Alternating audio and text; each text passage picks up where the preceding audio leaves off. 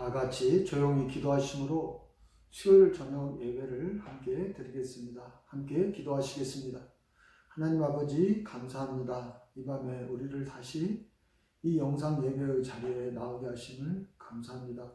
비록 우리가 주님의 그 거룩한 성전에 나와서 우리 하나님을 예배하지 못한다 할지라도 우리 안에 계시는 그리스도로 말미암아 우리가 어느 곳에 있든지 우리 하나님을 경외하며 우리 하나님을 감사하며 우리 하나님의 말씀을 사모하며 하나님의 뜻대로 살아가는 그러한 예배자로서 살기를 원합니다.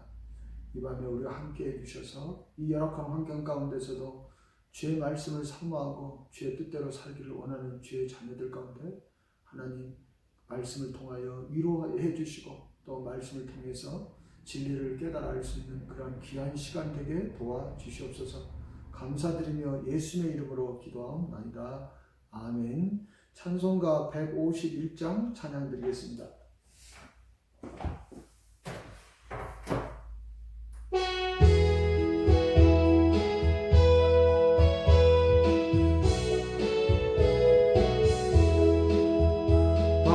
왕의 왕 내 주께서 왜 고초당했나.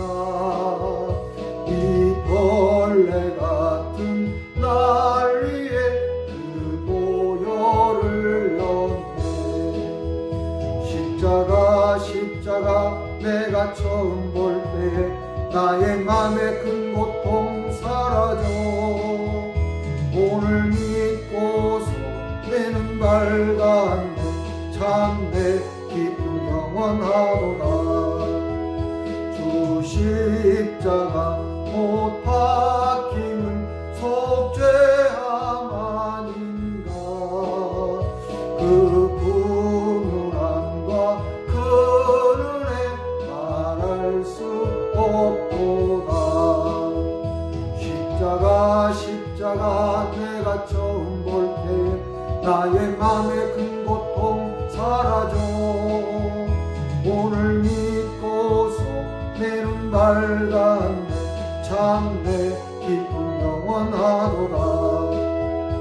늘 울어도 그 큰 은혜 다 갚을 수 없네. 나 주님께 몸 바쳐서 주의 이름 쓰리. 십자가 내가 처음 볼 때 나의 맘에 큰 고통 사라져. 오늘 믿고서 내 눈 밝았네. 참 내 기쁨 영원하도다. 사도신경으로 우리의 신앙을 고백하시겠습니다.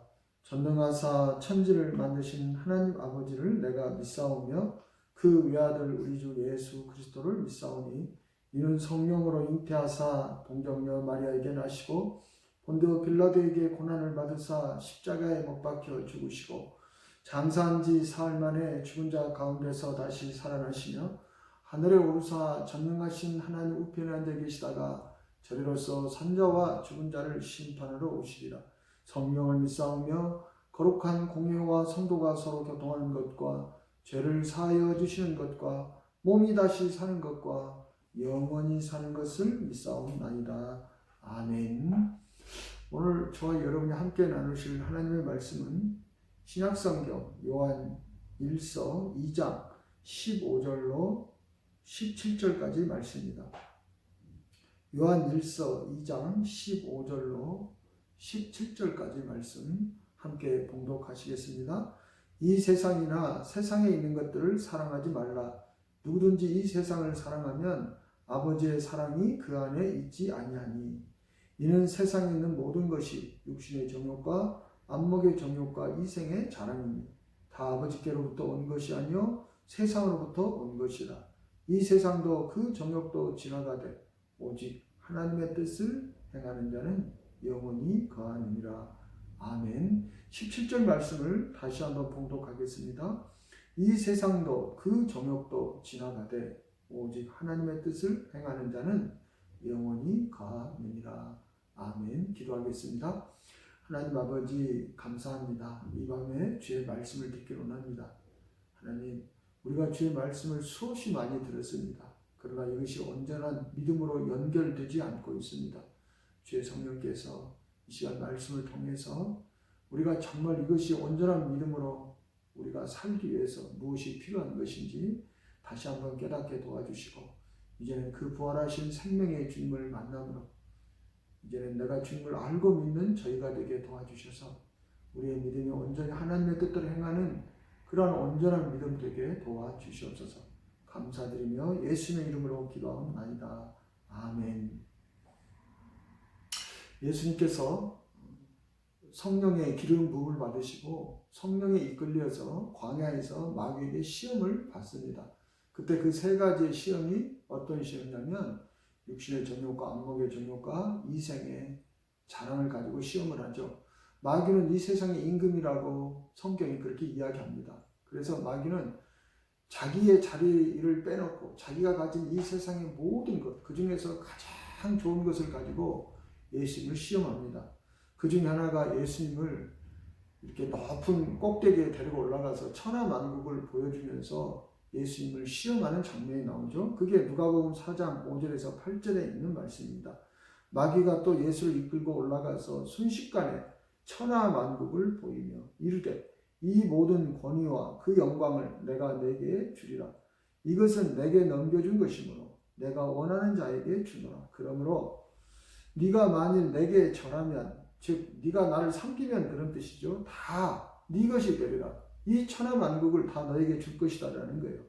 이때 예수님께서 이렇게 대답하십니다. 예수께서 대답하여 이르시되 기록된 바 주 너의 하나님께 경배하고 다만 그를 섬기라 하였느니라.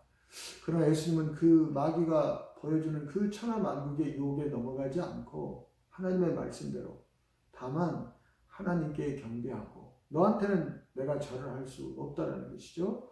그리고 다만 그 하나님만을 나는 섬기겠다, 이렇게 이야기를 하고 있는 것입니다. 왜 예수님께서 이런 말씀을 하실 수 있어요? 예수님은 이 마귀가 보여주는 이 천하만국이 그것이 하나님 앞에서는 다 부질없는 것이라는 것을 알고 있었기 때문에 그렇습니다. 이 세상에서는요, 우리가 산더미처럼 소유를 많이 쌓아놔도 그것이 결국에는 다 부질없는 것들이 있고, 그 다음에 내가 하나만 가지고 있어도 이 세상의 모든 소유를 가진 것보다 더 값진 것이 있습니다. 그것을 성경이 지금 오늘 본문에서 저와 여러분에게 가르쳐주고 있는 것입니다. 세상에 있는 소유, 마귀가 주는 것, 이 세상의 것은 마귀가 다 줄 수 있는 것이거든요. 그러니까 이 세상의 것을 저와 여러분이 다 소유해도 부귀와 명예, 그 다음에 장수, 이 세상의 지혜, 이 세상의 재물, 그 모든 것을 다 소유한다 할지라도 그것은 하나님 한 분을 소유하는 것, 즉 예수 그리스도 한 분을, 그분의 생명을 소유하는 것보다 그것은 못하다는 것이죠. 예수님은 이것을 알기 때문에 나는 이 하나님만 섬기겠다라고 그렇게 말씀하셨던 것입니다. 왜 이 세상에 있는 것들이 그렇게 다 허망하고 부질없는 것들이냐? 그러면 사람은 반드시 죽게 돼 있고요. 죽으면 이 세상에 내가 아무리 많은 소유를 가지고 있다 할지라도 그것을 다 버려야 하기 때문에 그렇습니다. 사람은 소유의 넉넉함에 상관없이 다 결국은 죽게 됩니다. 부자라고 죽지 않는 것이 아닙니다. 부자가 조금 오래 살 수는 있어요. 좋은 의료시설에서 이렇게 치료를 받고 이렇게 해서 오래 살 수 있지만, 그러나 부자도 결국에는 죽게 되는 거예요. 왜 사람이 그렇게 죽지 않으려고 발버둥을 칩니까? 죽으면 내가 그동안 세상에 쌓아놨던 모든 것들, 부모와 처자와 형제와 모든 내 소유의 재물과 이런 것들을 다 잃어버리기 때문에 그것을 잃어버리지 않기 위해서 몸부림치면서 죽기를 거부하는 거예요. 그러나 사람이 아무리 죽기를 거부한다 할지라도 사람은 이 죽음을 피할 수 없고, 그리고 죽게 되면 내가 그동안 쌓아놨던 그 모든 소유가 다 부질없는 것이 된다는 것이죠. 예수님께서 누가복음 12장 19절에서 21절에 이렇게 재물을 쌓아두고 그 소유로 만족하고 있는 그 한 사람에게 이것을 깨닫게 해주십니다. 또 내가 내 영혼에게 이르되 영혼아 여러 해 쓸 물건을 많이 쌓아두었으니 평안히 쉬고 먹고 마시고 즐거워하자 하리라 하되, 하나님은 이르시되 어리석은 자야 오늘 밤에 내 영혼을 도로 찾으리니 그러면 네 준비한 것이 누구의 것이 되겠느냐 하셨으니 자기를 위하여 재물을 쌓아두고 하나님께 대하여 부여하지 못한 자가 이와 같으리라. 이렇게 우리에게 아주 분명하게 말씀드리는 것입니다. 그래서 우리가 이 세상을 무엇으로 비유할 수 있느냐? 제가 이 세상은 마치 내가 이 세상에서 이렇게 재물을 쌓아두고 명예를 얻고 사람들에게 높임을 받고 이렇게 살아가는 것, 사람들이 누구나 다 이런 삶을 꿈꾸지 않습니까? 근데 이러한 삶이 마치 얼음 궁전에서 사는 일과 같다, 이렇게 말할 수 있습니다. 얼음 궁전. 얼음 궁전은요 아주 호화롭습니다. 사람들이 얼음을 사고 팔고 그 얼음으로 호화롭게 집을 짓고, 이게 이 세상에서 우리가 살아가는 것과 마찬가지예요. 얼음 위를 걸으며 그 얼음 위에 집을, 어떤 사람은 돈이 없는 사람은 초라하게 지을 것이고 돈이 많은 사람은 얼음 궁전으로 화려하게 지을 것이고, 그 얼음 궁전에서 마차를 타고 그 얼음 궁전이 있는 그 나라에 있는 사람들에게 존경을 받고 경배를 받고 이렇게 살아갈 수가 있는 것이죠. 그러나 우리가 잘 아는 것처럼 이 얼음 궁전은요 한때입니다. 한때. 때가 되면 그 얼음은 녹아버리고, 그 얼음이 녹아버리면 그 얼음 궁전은 이제는 자기의 생명을 삼키는 멸망의 물바다로 그렇게 변하게 된다는 것입니다. 하나님은 이미 이 일을 노아 때 그 홍수로서 세상을 심판하심으로써 이 일을 깨닫게 해주셨죠. 그렇습니다. 노아가 사람들에게 말합니다. 여러분들 빨리 피하세요. 곧 하나님의 심판이 있습니다. 이렇게 해도 사람들은 그 얼음 궁전에 살면서 어떻게 이렇게 우리가 살고 있는 이곳이 홍수를 맞이할 수 있느냐? 비가 조금 오고 말겠지. 비가 오면 좀 높은 산으로 피하면 되겠지. 이렇게 생각했던 거예요. 노아의 말을 믿지 않았던 것입니다. 예수님이 그래서 마태복음 24장 37절에서 39절에 이렇게 말씀하시죠. 노아의 때와 같이 인자의 임함도 그러하리라. 예수님께서 임하실 때 그 노아의 때와 같이 그렇게 임한다는 거예요.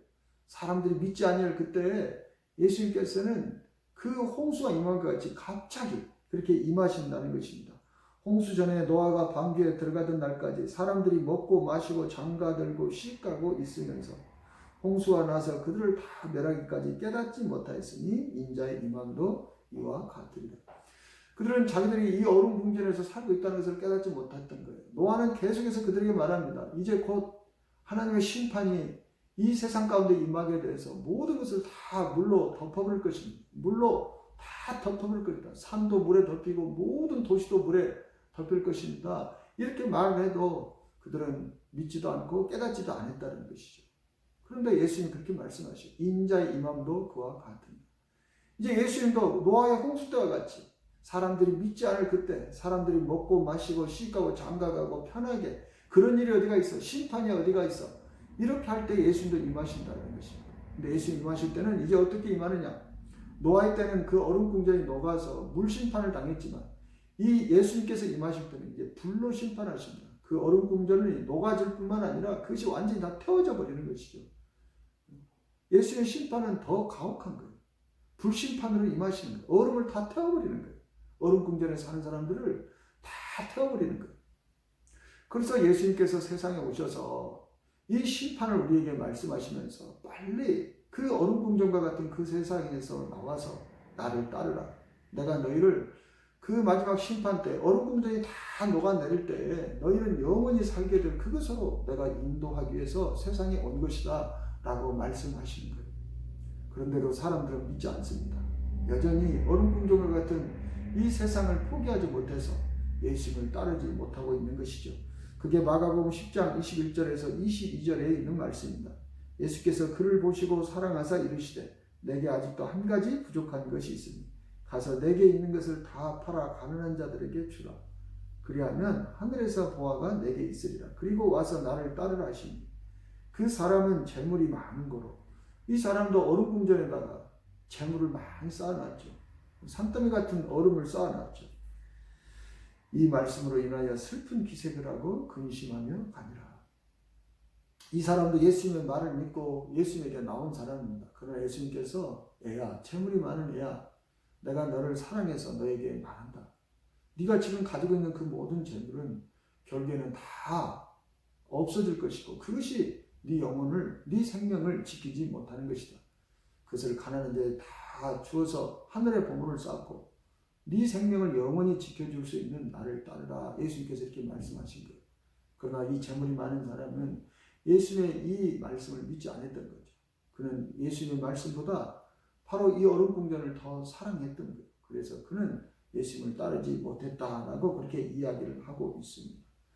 그렇습니다. 이렇게 세상으로부터 오는 모든 소유는요, 그것을 내가 아무리 산더미같이 쌓아놨다 할지라도 그것은 다 허망한 것, 그것들은 다 지나가는 거예요. 그게 오늘 본문 16절, 17절에 있는 말씀입니다.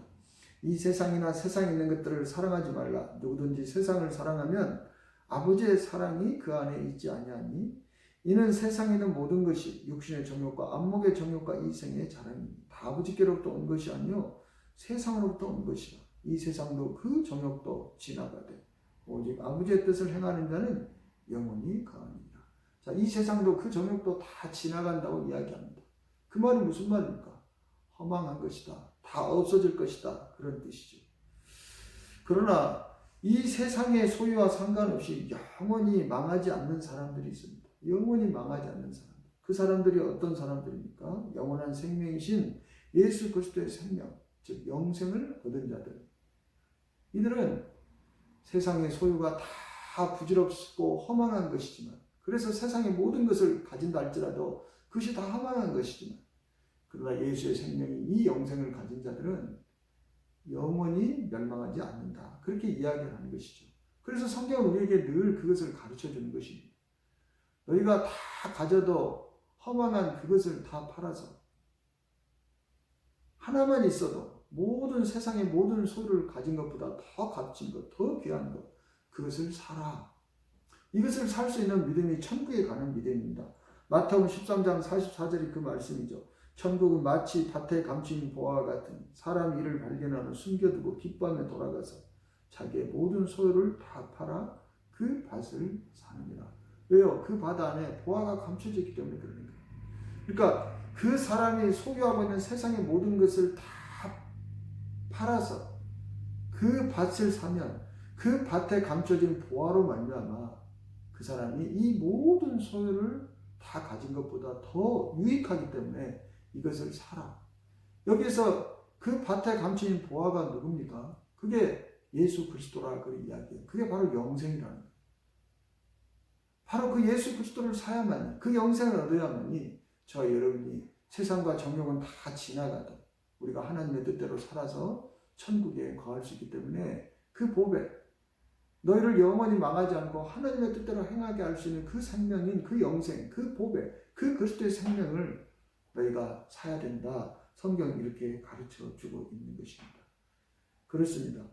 이렇게 저와 여러분요, 예수 그리스도를 모든 소를 팔아서 예수 그리스도를 살 수 있는 믿음, 마태복음 13장 44절에 있는 이 믿음만이 저와 여러분을 천국에 들어가게 할 수 있는 거예요. 이 믿음만이. 오직 이 믿음만이. 모든 소를 팔아서 예수 그리스도를 살 수 있는 이 믿음을 가져야만 저와 여러분이 천국에 들어갈 수 있는 거예요. 이게 마태복음 13장 44절이 바로 그 믿음을 이야기하는 것이고, 그래서 사도 바울은 고린도후서 13장 5절에서 너희가 이렇게 천국에 들어갈 만한 믿음이 너희에게 있는가?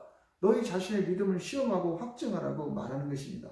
고린도후서 13장 5절에 너희는 믿음 안에 있는가? 너희 자신을 시험하고 너희 자신을 확증하라. 여기서 믿음 안에 있는가라고 말하는 이 믿음이 어떤 믿음입니까? 천국에 들어갈 수 있는 믿음. 모든 소유를 다 팔아서 그리스도 예수를 살 수 있는 그 믿음. 그 믿음이 있는가? 너희 자신을 시험하고 확증하라. 예수 그리스도께서 너희 안에 계신 줄을 너희가 스스로 알지 못하느냐? 이 믿음이 있다면 우리가 예수 그리스도를 살겠죠. 예수 그리스도는 어떻게 살 수 있어요? 예수님 말씀하셨어요. 모든 소유를 팔아야만 예수를 살 수 있어요. 그래서 예수 그리스도께서 너희 안에 계신 줄을 너희가 스스로 알지 못하느냐? 그렇지 않으면, 즉 그 밭을 사지 않으면 너희는 버림받은 자니라. 즉 천국에 들어가지 못한다. 그런 이야기죠. 근데 그 믿음이 너희에게 있느냐?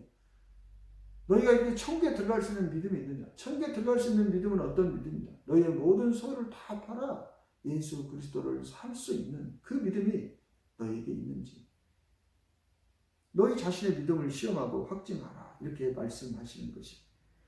자, 그렇다면 우리는 어떻게 해야 이렇게 천국을 살 수 있는 믿음, 우리의 모든 소유를 다 팔아서 이렇게 그리스도를 살 수 있는 그리스도의 생명, 밭에 감추인 보화인 그리스도의 생명을 살 수 있는 믿음을 우리는 가질 수 있는가?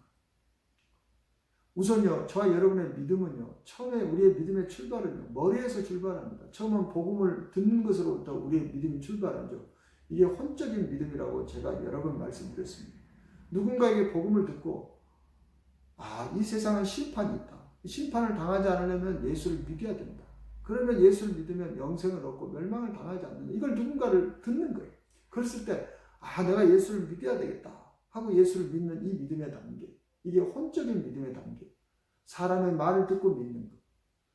이 상태에서는 아직 살아계신 하나님을 만나지 못한 상태입니다. 그냥 사람의 말을 듣고 그것이 내가 생각해보니까, 내가 따져보니까 나에게 유익이 될 것 같아요. 그래서 예수를 믿어. 이게 복음을 듣고 믿는 믿음, 이게 혼적인 믿음이에요.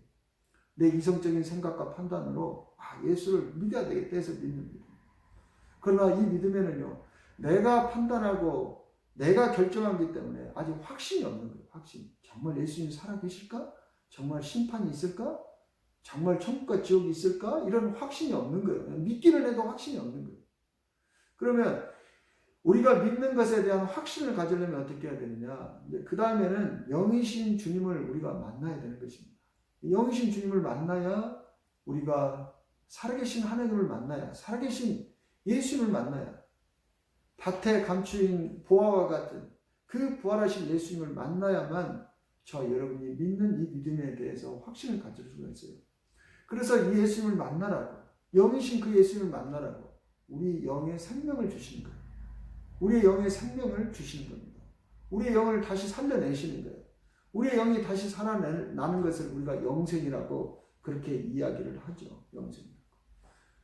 자, 다시 말씀드립니다. 저와 여러분요, 복음을 듣는 것만으로는 이렇게 천국을 살 수 있는 믿음이 생기지 않아요. 내 모든 소유를 팔아서 예수 그리스도를 살 수 있는 이 믿음이, 우리가 사람의 말을 듣고서는 그 믿음으로는 우리가 이렇게 할 수 없다. 그런 이야기.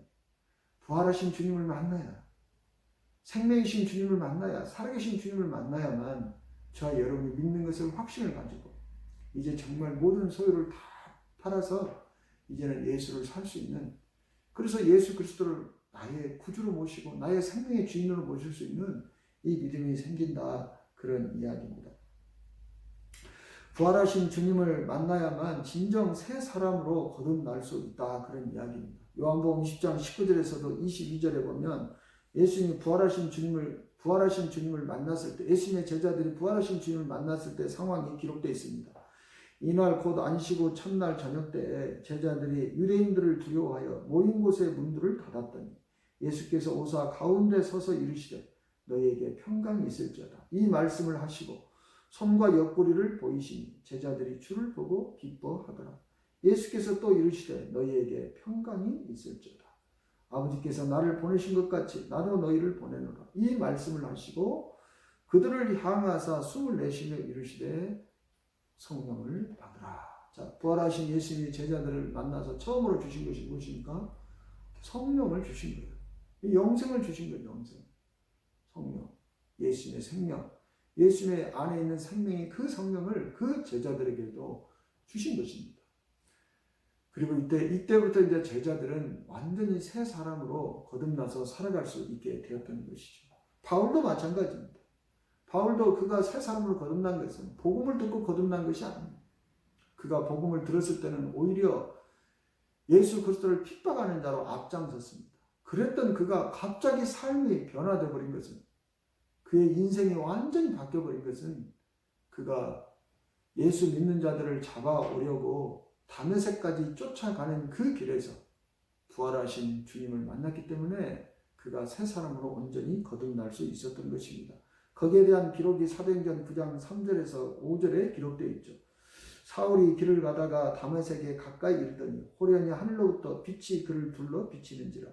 땅에 엎드러져 들으며 소리가 있어 이르시되 사울아 사울아 네가 어찌하여 나를 박해하느냐 하시거늘 대답하되 주여 누구시니까? 이르시되 나는 네가 박해하는 예수라. 그렇습니다. 이 사도 바울이 사울에서 바울로 완전히 변화된 사건은 무엇입니까? 사람도 복음을 듣고 변화된 것이 아니에요. 그가 그렇게 부인했고 거부했던, 믿을 수 없었던 그 예수님이 정말 부활하시고 살아계신 것을, 그가 그 부활하신 예수를 만남으로 말미암아 그는 완전히 새 사람으로 바뀌어버린 거예요. 이제는 그가 완전히 그 복음이 확신하는 그런 사람으로 바뀌어버렸다, 그런 이야기입니다. 저와 여러분도 마찬가지입니다. 저와 여러분이 완전히 옛사람이 죽고 이 새 사람으로 거듭나려면, 완전히 새로운 사람, 이제 믿음 안에서 살아가려면, 이 세상은 정말 부질없이 얼음 궁정과 같구나, 이 세상의 모든 것들이 다 허망하구나, 이것을 저와 여러분이 정말 믿고 이제는 더 이상 하나님의 사랑이 없는 이 세상을 사랑하지 아니하려면 이렇게 부활하신 주님을 만나야만 된다는 거예요. 오늘 15절에 보세요. 이 세상이나 세상의 것들을 사랑하지 말라. 왜 사랑하지 말라고 그럽니까? 이 세상도 사랑하고 하나님도 사랑하면 얼마나 좋아요? 근데 분명히 말합니다. 누구든지 세상을 사랑하면 아버지의 사랑이 그 안에 있지 않아요. 세상을 사랑하는 자들에게는 아버지의 사랑이 없다고 이야기합니다. 그러니까 둘 중에 하나만 선택해야 됩니다. 네가 세상이 주는 모든 것을 소유하기 위해서 그런 삶을 살던가, 아니면 그러한 것들을 완전히 버리고, 왜 그러냐면 그것을 사랑하면 아버지의 사랑이 없다고 그러니까 오직 하나님만을 사랑하는 그러한 삶을 살든가, 그것을 우리가 결단을 해야 되는 것. 정말 오늘 이 본문의 말씀을 믿는 사람들, 세상에 있는 모든 소유가 그 소유의 많고 적음과 상관없이 그것은 다 때가 되면, 부활의 봄이 오면 이 모든 것들은 다 녹아서 멸망하게 되지만, 그 부활의 봄이 오면 예수의 생명 그 하나를 가진 자들은 영원한 생명으로 부활한다는 것을 믿는 자들만이 세상을 사랑하지 않고 오직 하나님만을 사랑할 수 있다는 것을 오늘 성경의 본문은 가르쳐 주는 것입니다. 그래서 하나님은 무엇보다도 우리가 그 영이신, 그 부활하신 그 주님을 만나서 그 주님을 알고 믿기를 간절히 원하는 것입니다. 그래서 믿는 자들에게 영생을 주시는 거예요. 믿는 자들에게. 왜 믿는 자들에게 영생을 주십니까? 그 영생을 가지고 이제 부활하신 그 주님을 만나서 그 주님을 알고 믿으라고 영생을 주는 거예요. 그래서 요한복음 17장 3절에 영생은 유일하신 참 하나님과 그가 보내신 예수 그리스도를 아는 것이라고 이야기하는 것입니다. 여러분, 그냥 믿는 것과 알고 믿는 것은 완전히 천지 차이입니다. 그냥 믿는 것은 확신이 없어요. 왜요? 그것은 혼적인 믿음이거든요. 그냥 믿는 것은. 그것은 내가 내 지식으로, 내 이성으로 판단해서 믿어보겠다라고 하는 그런 혼적인 믿음이에요. 확신이 없는 거예요. 그러나 우리가 영생을 얻어서 영이신 그 주님을 이제는 만나서 알게 되는 그것은요, 내가 알고 믿기 때문에 확신이 있는 겁니다. 확신. 십자가에서 죽으신 그 예수님이 이렇게 부활하셔서 다시 살아나셔서, 그래서 제자들을 찾아왔어. 사도 바울을 찾아왔어. 이것을 보고 사람이 죽어도 다시 살아나는구나, 그것을 안 믿을 자가 누가 있겠습니까? 그 십자가에 죽으신 예수가 정말 그분의 말씀대로 하나님의 아들이구나, 그것을 누가 안 믿겠습니까? 부활하신 주님을 만나고, 이 부활하신 주님을 만나고 예수님께서 나중에 세상 끝날에 예수님께서 오시고 심판이 있다라는 이 말씀을 누가 안 믿겠습니까? 그래서 저와 여러분이 부활하신 그 주님을 만나야 된다는 거예요. 그래서 이제는 우리가 믿는 것을 알고 믿어야 되는 거예요. 사도 바울이 그러죠. 디모데후서 1장 10절에서 내가 믿는 자를 내가 알고 내가 의탁한 것을 그가 끝까지 지키실 줄을 내가 확신합니다.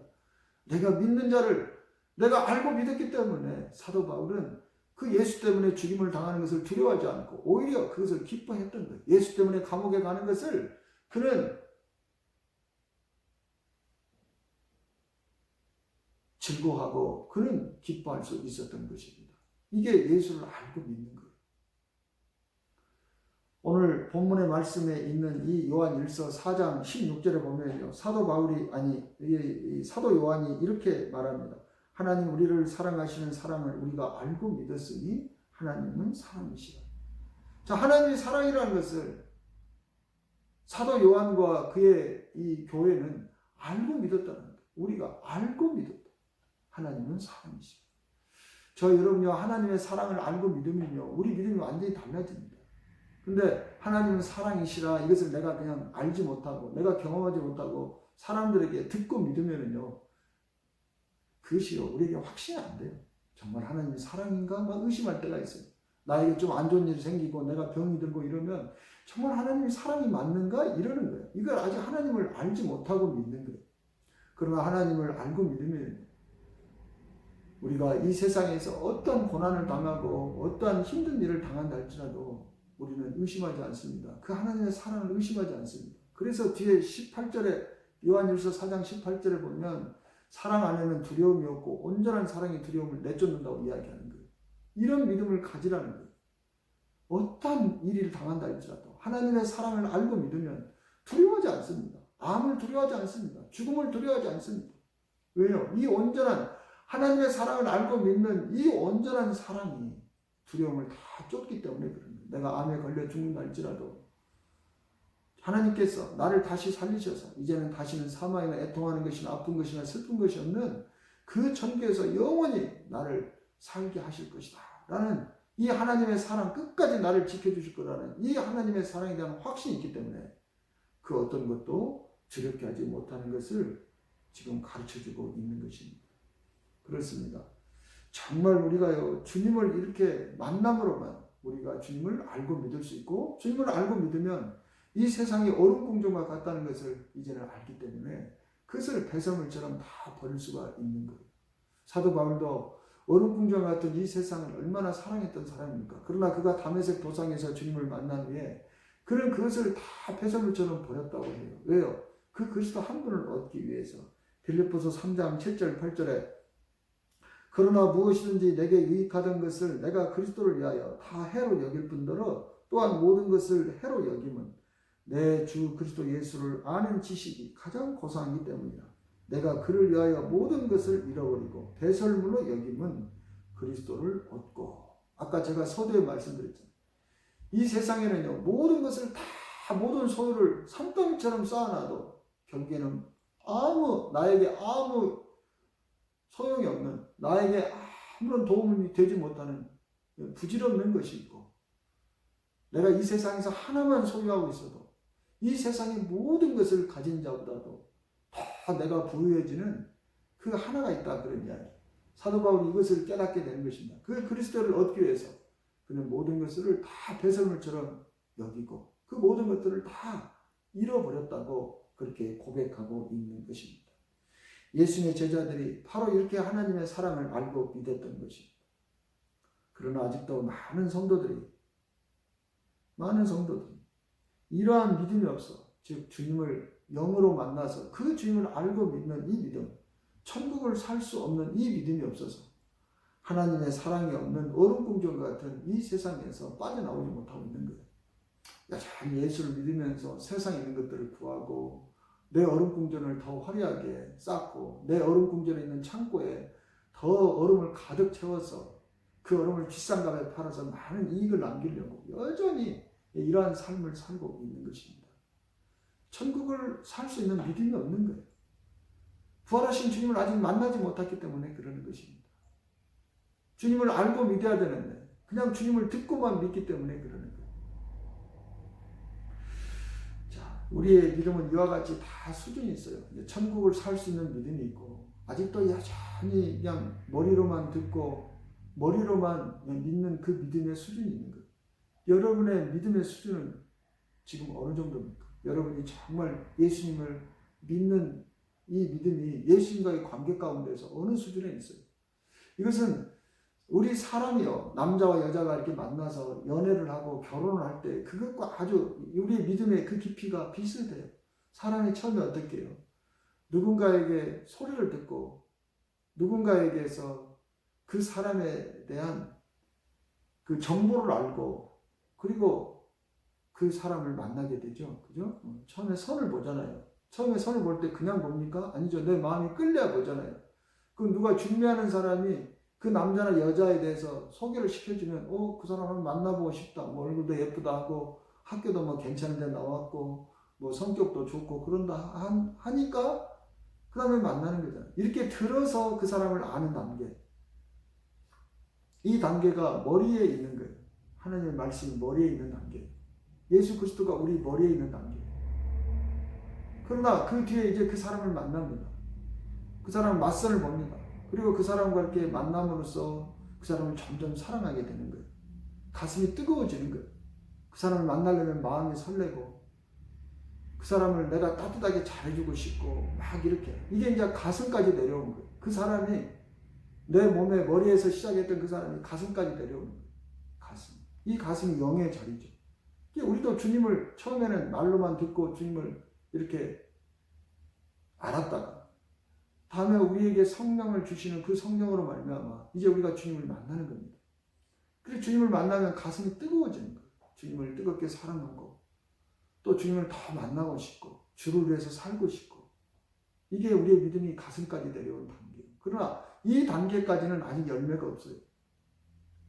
우리가 데이트를 할 때 이제 그 사람을 내가 결혼해야겠다 생각하고 만나서 그렇게 만나서 내 가슴이 뜨거워지고 이런 단계에서는 아직 열매가 없죠. 열매는 언제 나타나요? 이제 둘이 만나서 함께 살아야 열매가 나타나는 거예요. 그 믿음이 배까지 내려오는 단계. 이 배는 어떤 것입니까? 생명이 잉태하는 자리잖아요. 생명이 잉태하는 자리. 생명이 잉태하는 자리. 이게 배까지 내려오는 거예요. 배까지. 예수 그리스도가 배까지 내려올 때 우리는 그분의 생명을 잉태할 수 있는 거예요. 예수 그리스도가 배까지 내려오려면 어떻게 돼요? 그분을 나의 신랑, 나의 주님으로 내가 영접해야 되는 거예요. 이제는 온전히 그 주님을 기쁘시 하는 삶을 사는 겁니다. 이게 그 주님이 내 배까지 내려오는 거예요. 즉 하나님의 뜻대로 행하는 것, 주의 계명에 순종하는 삶, 이 순종하는 삶, 이게 그분의 생명이 내 배까지 내려와서 이제는 그분의 생명이 내 안에 잉태가 되고 그분의 생명이 나에게서 계속 나타나는 것입니다. 이게 그분이 배까지 내려온 거예요. 그렇잖아요. 이제 남자와 여자가 가슴으로 뜨겁게 사랑하면 둘이 결혼을 합니다. 그리고 나서 이제는 그 신부의 배에서 그 신랑의 생명이 잉태가 되고 그리고 자식을 출산하게 되잖아요. 한 생명으로 연합이 돼서. 우리 믿음도 똑같이 그렇다는 거예요. 그래서 히브리서 4장 12절에서 하나님의 말씀은 좌우의 날선 검과 같아서 혼과 영과 관절과 골수를 찔러 쪼갠다고 이야기하잖아요. 이 혼, 우리가 지식으로만 하나님을 아는 단계에서 그 다음에 그 하나님의 말씀이 더 깊이 들어가면 영, 가슴으로 내려 그 다음에 관절과 골수, 하나님의 뜻대로 행하게 우리의 몸을 움직이게 만든단 말이에요. 열매를 나타내게 하면 그게 배까지 내려오는 배까지. 오직 하나님의 그 생명이 우리의 배까지 내려올 때 우리 배에서 생수와 같이 그분의 생명이 솟아나게 되고 우리가 하나님의 뜻대로 행하며 순종하며 이제는 전에는 죄악의 더러운 열매밖에 내지 못했던 저와 여러분이 이제는 그분의 생명을 내 안에서 잉태함으로 말미암아 그분의 생명이 나의 삶 가운데 열매로 주렁주렁 달리게 되는 것입니다. 바로 이 배까지 내려온 예수 그리스도의 이 생명, 그것이 하나님의 뜻대로 행하며 살게 하는 믿음이고 오늘 본문의 17절에 하나님의 뜻을 행하는 자는 영원히 거합니다. 저와 여러분이 천국 가는 믿음을 가지려면 이 예수 그리스도를 머리에서 가슴으로 그리고 가슴에서 배까지 내 생명으로 깊이 그분을 내가 맞아들여야만 우리가 하나님의 뜻대로 행하는 그러한 믿음 가운데 나갈 수 있는 것입니다. 마태복음 7장 21절에서 예수님께서 나더러 주여 주 하는 자마다 다 천국에 들어갈 것이 아니요 다만 하늘에 계신 내 아버지의 뜻대로 행하는 자라야 들어가리라. 그렇습니다. 우리의 믿음이 머리나 가슴에 머물러 있으면 주여 주여는 할 수 있어요. 그러나 하나님의 뜻대로 행할 수 없는 거예요. 하나님의 뜻대로 행하려면 우리의 믿음이 관절과 골수를 찔러 쪼갤 수 있는 이 배까지 내려와야만 우리가 하나님의 뜻대로 행할 수 있고 이 하나님의 뜻대로 행하는 자는 영원히 거하니라 이렇게 말씀하고 있는 것입니다. 그래서 우리의 믿음은 더욱더 자라야 됩니다. 사랑하시는 여러분, 지금 여러분의 믿음은 어느 자리에 있습니까? 예수님을 사랑하는 여러분의 믿음은 어디에 있습니까? 머리로만 예수님을 사랑합니까? 아니면 이제는 그 단계를 지나고 부활하신 예수님을 만남으로 내가 가슴으로 뜨겁게 예수님을 사랑합니까? 가슴으로 뜨겁게 예수님을 사랑한다고 열매가 있는 것이 아닙니다. 그 다음에는 이 뜨겁게 사랑하는 그 예수님 온전히 나의 생명의 주인으로 삼아서 그 예수님이 기뻐하시는 것을 내 마음에 소망을 두고 행할 때, 즉 나는 죽고 오직 내 안에 예수가 사는 이 믿음이 될 때, 우리는 비로소 예수의 말씀에 순종하며 하나님 뜻대로 살 수 있는 배에까지 내려오는 그 믿음을 가질 수 있고, 이 배에까지 내려오는 이 믿음을 가질 때 우리는 예수 그리스도의 생명을 잉태하고 그리고 출산할 수 있어서 저 여러분이 천국에서 영원히 거할 수 있는 것입니다. 사랑하시는 여러분, 지금 예수님은 여러분의 어디에 거처를 삼고 계십니까? 여러분의 머리에 거처를 삼고 계십니까? 여러분의 가슴에 거처를 삼고 계십니까? 아니면 여러분의 배에 거처를 삼고 계셔서 여러분을 하여금 예수의 생명을 계속해서 잉태하고 예수의 생명을 나타내고 계십니까? 오늘 예수님이 여러분의 어느 곳에 거처를 함께하고 계신지 오늘 이 말씀을 통해서 깨닫기를 주님의 이름으로 축복합니다. 기도하겠습니다. 하나님 아버지, 감사합니다. 정말 그렇습니다. 이 세상에 있는 것은 모든 것을 내가 다 소유했다 할지라도 그것은 얼음 궁전에 사는 일과 같아서 결국에는 죽을 때 이 모든 것들은 다 내려놓아야 되고, 또 예수님이 오시는 그 심판 날에는 이것들이 다 녹아버려서 그 얼음 궁전이 오히려 나를 삼키는 사망의 것임을 깨닫게 해주시니 감사합니다. 그러나 우리가 오직 예수님 그 한 분을 내 배에 모시면 이제 이 심판 날에도 나는 다시 살아날 것이며 영원한 천국에서 살 것을 오늘 말씀을 통해 깨닫게 해주시니 감사합니다. 그러나 우리가 이 말씀을 들어서만은 온전히 순종할 수 없습니다.